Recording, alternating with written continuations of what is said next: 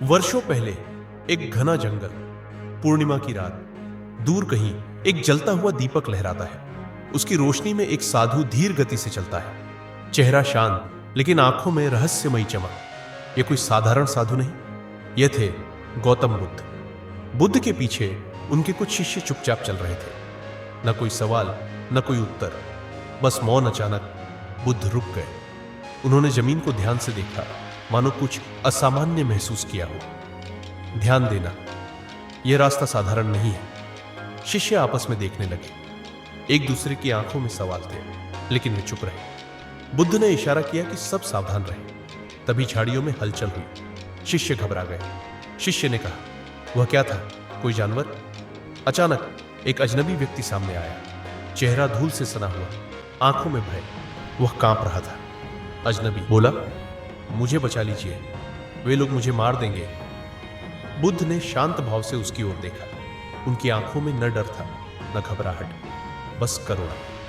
बुद्ध और उनके शिष्य उस व्यक्ति को लेकर आगे बढ़े। जंगल का रास्ता और गहरा होता गया। कुछ दूर चलने पर उन्हें एक छुपा हुआ गांव दिखा। गांव वीरान था, केवल धुआं उठ रहा था। शिष्य ने आश्चर्य से कहा, गांव में तो कोई नहीं है, यह जगह तो सुनसान है।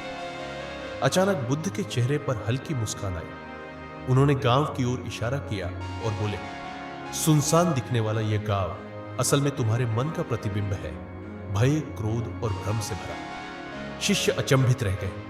उन्हें बुद्ध की बात समझ नहीं आई। जैसे ही वे गांव में पहुंचे, वहां एक बूढ़ा साधु दिखा। उसकी आंखों में रहस्यमय चमक थी। बूढ़ा साधु बोला, यह गांव शापित है, जो भी यहां रुकेगा वह भ्रम में फंस जाएगा। बुद्ध मुस्कुराए।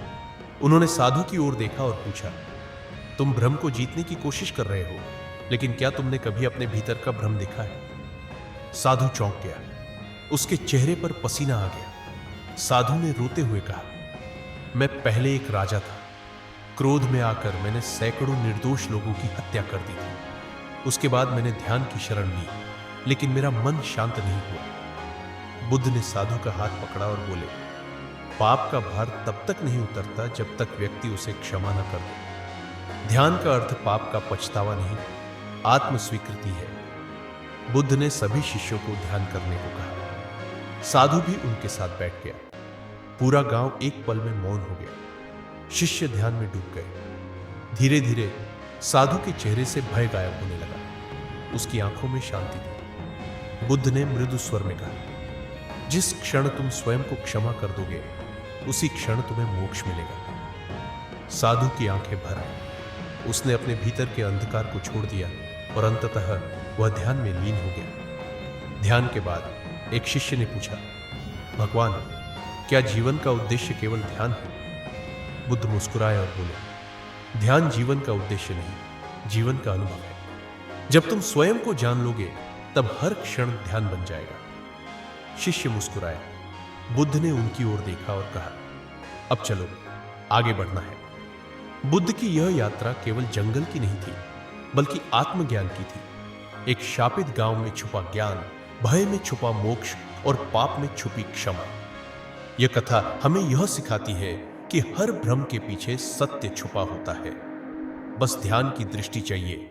दोस्तों, इस वीडियो से आपको कोई भी जीवन बदल देने वाली नॉलेज मिली है तो सब्सक्राइब जरूर कीजिए और लाइक करने से हमें मोटिवेशन मिलता है, वो भी जरूर कर दीजिए। धन्यवाद।